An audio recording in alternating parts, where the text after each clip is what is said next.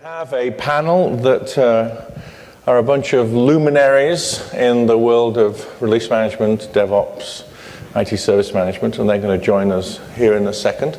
We have four esteemed gentlemen, and I'm going to ask them to come up and say a few words. I'm going to start with Erik Kunkel here, so coming up, Erik.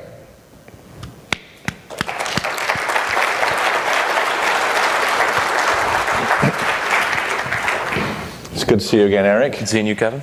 So, Erik, tell us a little bit about yourself. I've been in the release management space, really, since, well, way back in the 90s. Done everything from having to build automation from scratch, because there wasn't tools out there like there is today. Have gone through and built a lot of practices at many financial services companies, and have really implemented release management across the board. So, welcome. Please take a seat. And our next panelist then is a guy called Dave West, who works at Tasktop. Some of you may know Dave from his former life, and I hope he'll make a mention of that. So Dave, why don't you come up? There he is. You snuck up behind me. So Dave, tell us a little bit about yourself too. So my name's Dave West. I'm the Chief Product Officer at Tasktop, which means I run engineering and product management and things like that. But the life that you were talking to, I used to be an analyst that covered DevOps and agile software, etc. And I am a member of the British Mafia, where there's a few of us here. So if you wake up with a bowler hat in your bed, you know that you're in trouble. But that's me. So do you know what gubbins means? I think I do. Okay, yeah. Good. Real Brits know what gubbins means. Yeah, I'm really a Brit. Okay, so please take a seat, Dave. Our third member of our team is Damon Edwards, who we just saw a moment ago. Welcome back, Damon. Nice skip. And the fourth member of our team is Greg Sikes, who is Senior Product Officer in charge of our release management software solutions. Hello, Kevin. Do say a few words, Greg. Hi, everyone. Greg Sikes is my name, as Kevin said. I am responsible for our release management business. Let me extend a personal thank you to all of you for your time in coming here.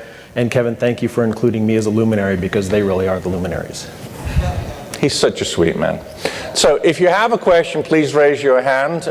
Monsieur Frédéric Richer at the back there will sprint down the aisles. Okay, well that's fine, because I have some starter questions.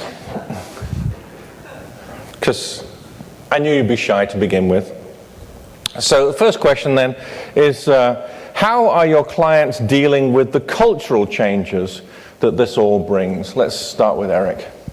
Well, I think it's one of these concepts or topics as you go through with, whether you call it DevOps, release, continuous delivery, all those things are starting to mesh together from a terminology standpoint. Even though Damon did a great job kind of explaining a DevOps today, is really it is that cultural change. What are you going to have to do? We actually do work with Ron Rougeau from I think you heard his name earlier this morning, around this big wealth management company, and he's implementing just the beginning of a release management process there, and it's really going around and changing the culture, not only with the business and with the development teams and the operation teams, but even within his own team that maybe was more of a change management function or anything else. And it's really having to go through and get everyone on the same page. I think Damon hit it right on the head when he said it's really people and process. Would you like to add to that, Dave? So I've got one word: rubbish is how they're doing it. It's really not going very well. I don't know, Damon, you're probably in your clients, hopefully because they've come to you guys and they probably are going a better job. But from my experience, we see most customers in a bit of a mess. The problem is, in fact, such a mess that now a lot of the business is saying, we don't need the CIO anymore. We'd rather just build it ourselves and get our own engineering groups and get our own support on AWS. And we just really don't want corporate IT involved, because the department likes to say no, and which they do frequently.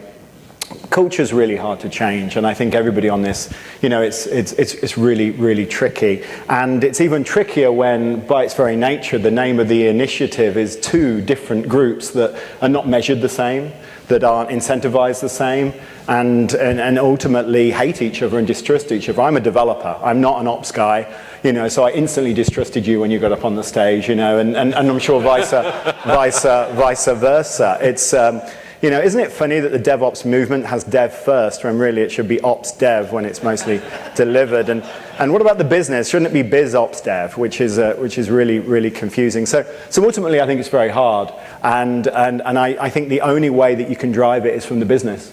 And that's what we see over and over again. Marketing departments are a great example of where, they've sort of said, oh yeah, hang on, let's just do this. We can't wait for 3 months to change the website. What sort of fool are you? And so they just do it, and ultimately that changes. Obviously, the technology companies are proving that you can do it and be successful, even though Amazon is apparently slowing down, which probably means the entire world is slowing down. But you can do it for real, but it's very difficult.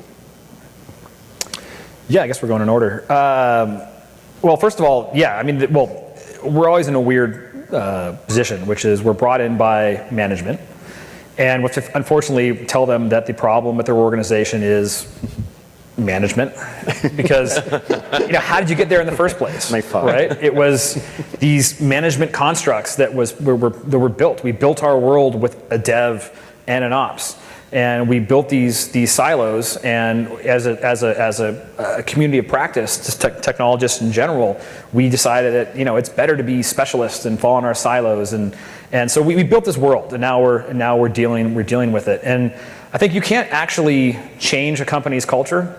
It just doesn't happen. It's like trying to change a country's culture. It just doesn't happen. You have to harness it to achieve what you want to achieve, and that's going to be done kind of in your own way, based on your own culture, and much like in a nationalistic sense.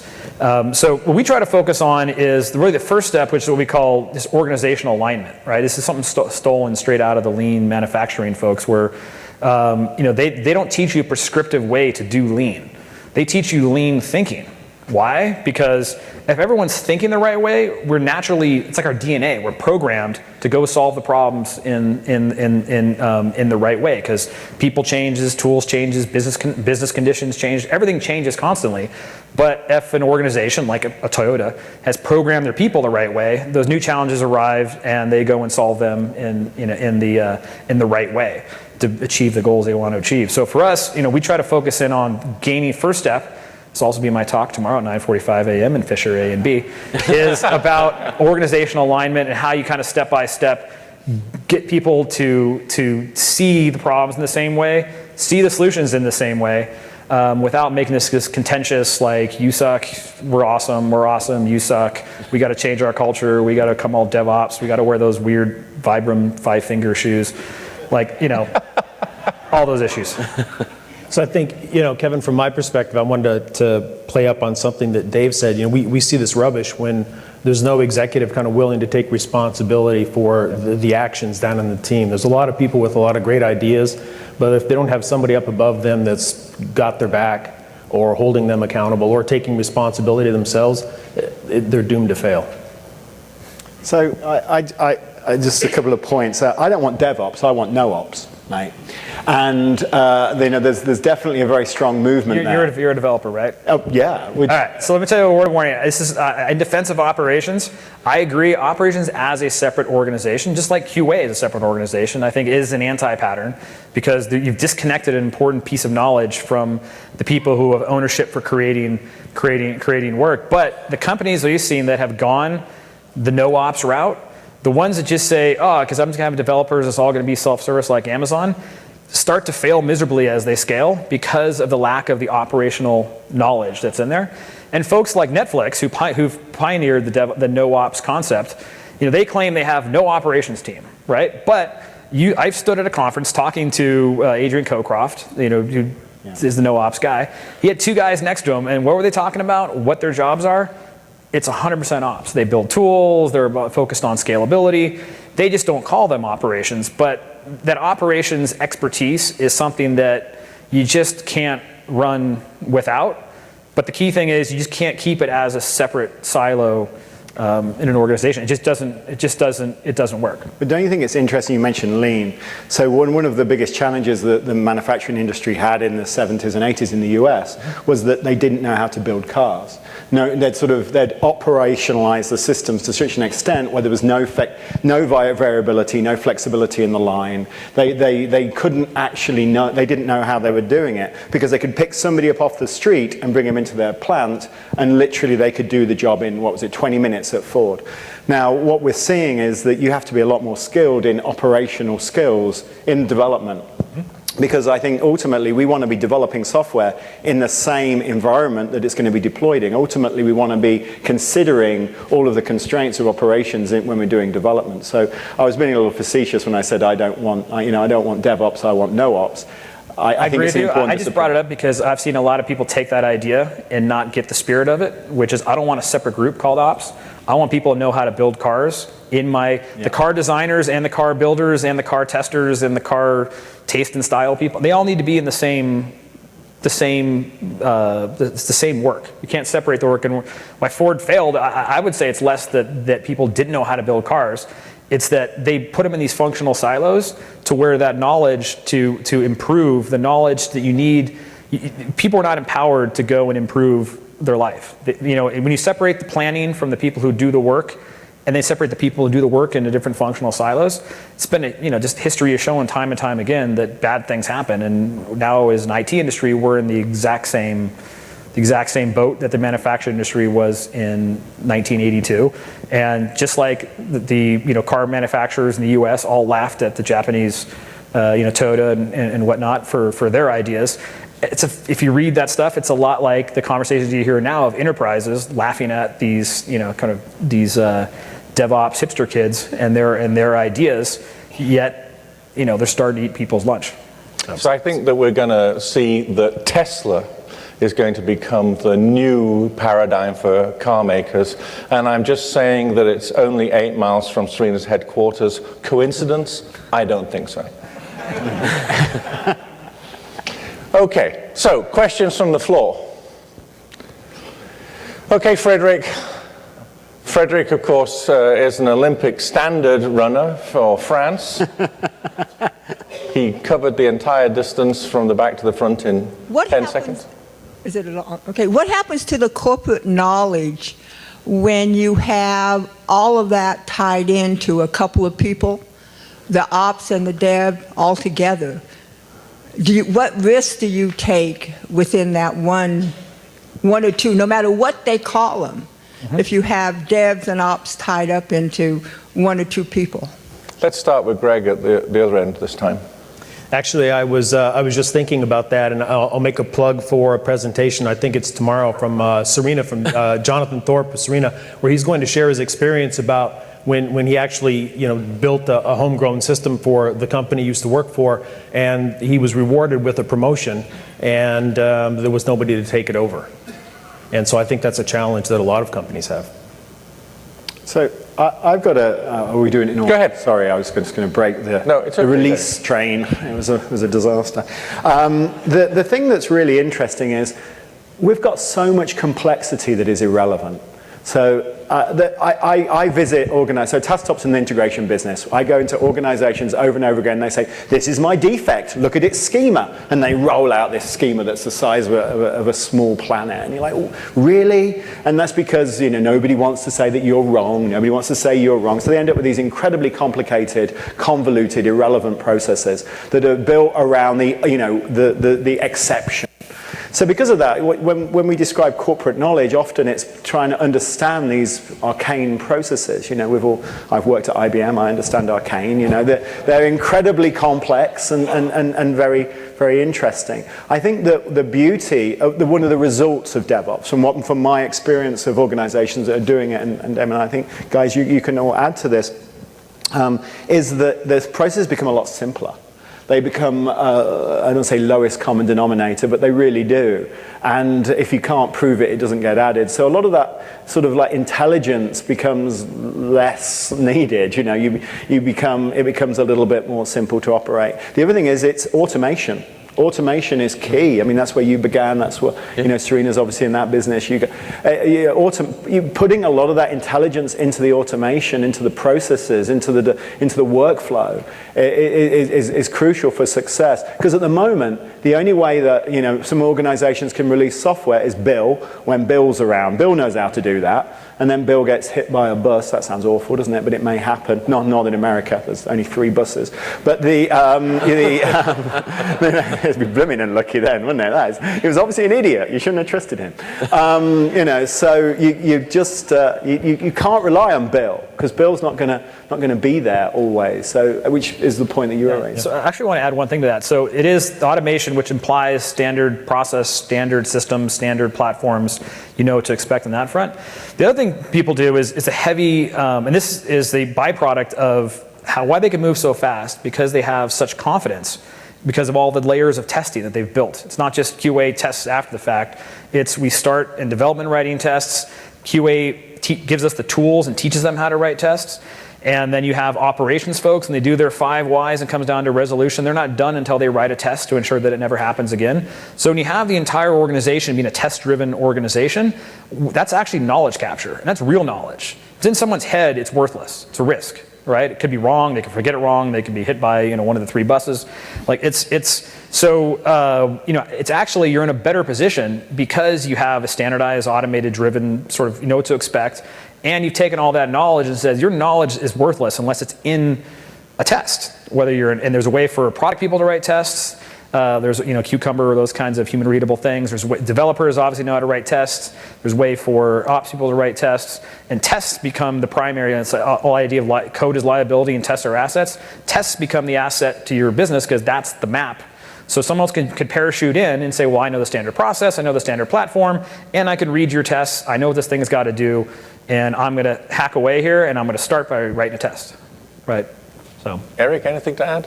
I mean, these guys did a great job describing already, but I'll just add on to that when we think about what it means for an organization. I know that both these guys said it's rubbish and you can't change a culture, but that's all we've talked about, right? Is really, you're going to go in and you're going to do something completely different within an organization with what you're doing, but they're absolutely spot on. And it's really important that with that testing, that business, bring that business knowledge, as they said, start with the business, bring that knowledge and bring that through your testing.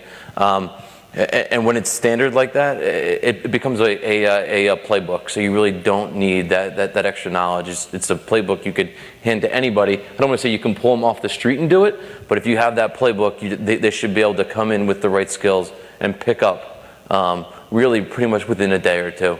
Especially now, I'm sure you do a lot of offshore development and development teams are spread out throughout the country even. And having that common framework that they're always going to follow really builds that corporate knowledge.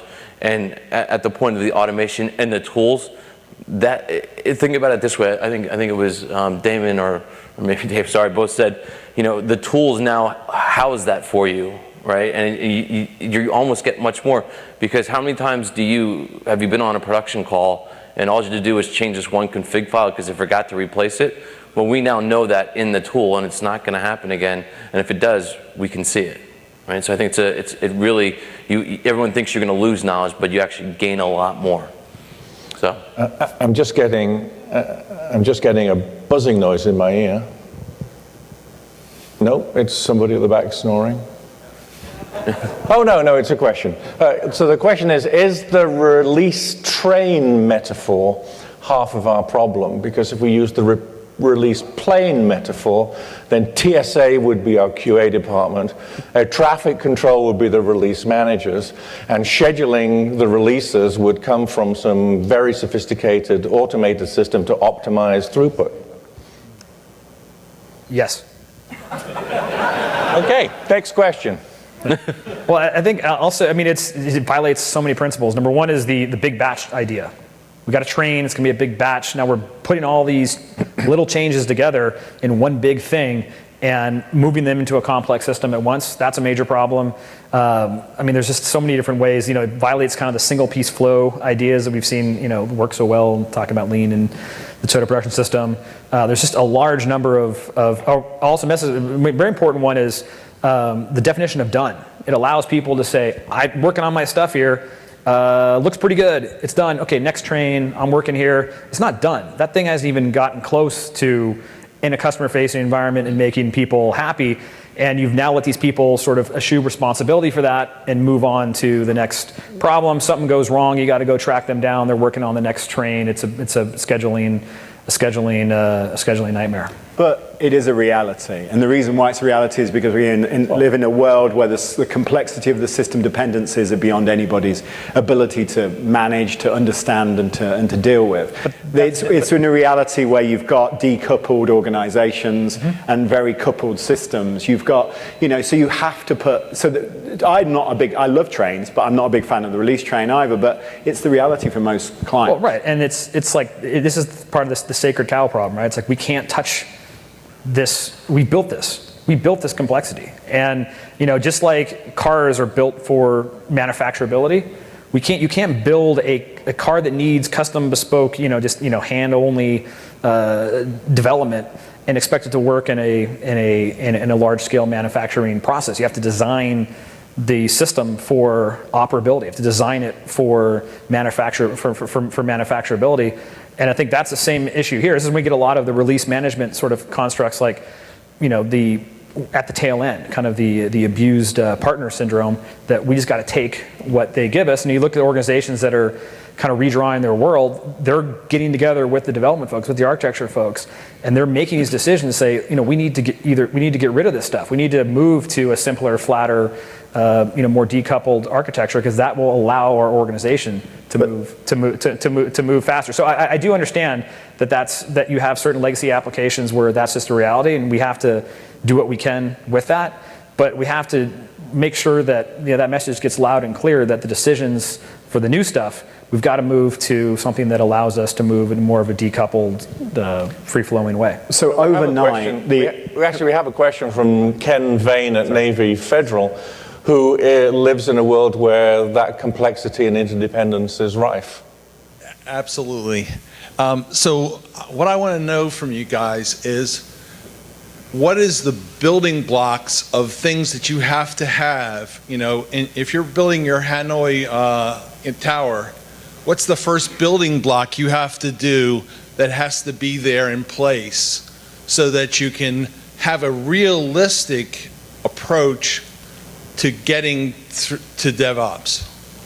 What are those building blocks getting up? Can I give you two? Good. Because there's one's from the dev side, one's from the ops side. I think on the dev side, it's the testing. I think it's the strong, disciplined investing in that test-driven organization from every angle. And there's more than you could imagine that can go into that, instilling that in people. And from the ops side, it's repeatable on-demand environments. It's being able to press a button and get, without talking to somebody, like in an Amazon sort of way, but a full stack, not just I need a server. And that also means you don't have any special Snowflake servers anymore. It means you don't have any of these like, oh, well, we've got some extra sort of process, or some guy named Bob's got to find his script and hand edit something. It implies, so it's the standardization, standardize the work on the ops side, and the adherence to strong testing discipline on the dev side. That's, without almost once you get people aligned, again, tomorrow morning, 9:45, once you get that going, that's always the first two projects that bubble up to the top. Greg, how about you? I was just going to use one of the examples that Greg gave today, and it's a question I like to ask customers or prospects when I meet them, which is, how do you measure success? Right? So how do you tell your boss, hey, we've been successful with this project? And the typical answers you get are, well, improve efficiency, and things that feel soft and are kind of hard to objectify. I think the more that you can be specific and objective in what success looks like, the better chance you have. How about you, Erik? So I actually agree pretty much with Damon. The only thing I would add to that is understand it's definitely the testing, and it's definitely the standard environments, and then what is that, whether you want to, let's not use release train, but what your testing flow is. What do I need to do? Is it unit, functional, UAT, performance? What are my gates to get through? And define that and say that's what we're going to follow. And it doesn't have to be different environments. You don't have to have like 5 different environments for that. You maybe only have 1 or 2, but exactly what has to happen, and you make it as objective as possible. I think a lot of what still happens today, and you guys can correct me or jump in if you see it differently, is that testing time is still very subjective, or not time, but outcome is still very subjective in a lot of the organizations that we walk into. So making it as objective as possible as you go through this really helps take personal feelings out of the equation, which can sometimes be tenuous. And we'll give the last word to Damon. I'm sorry, the last word to Dave, sorry. It's no national bias giving you the last word, obviously. I think you need to connect the systems up, the processes, so that they're not totally separate, where email's being used to collaborate, where actually there's a phone call where the first 10 minutes of every meeting is that bloody spreadsheet to agree what the biggest production outages are, etc. And they've got to decide which version of the spreadsheet they're working on, and everybody disagrees with that. And so there's another talk tomorrow at 9:45 by myself on that very interesting subject with lots of jokes. But the point is, by connecting up these life cycles and to allow people to collaborate in context is crucial to be successful. I agree with testing. That's really important. I agree with virtualization or the automation of operations. I believe that's not just true for ops, though. I believe that's for the developers as well. You need to be consistent across that whole life cycle and get that whole seamless process. And I think you start with the things where variability is the domain. You don't start with those really stable systems you start with the systems that are your web apps, you start with your mobile apps, you start where the business actually has a huge value from you delivering more frequently and delivering more innovation and getting it wrong and failing fast. So at 4 o'clock, we're going to talk about that. And I forget which room, but today. So that's my talk. I'm just going to plug in while I can. Ladies and gentlemen, our panel, thank you very much. Thank you, Greg. Thank you, Damon, Dave, and Erik.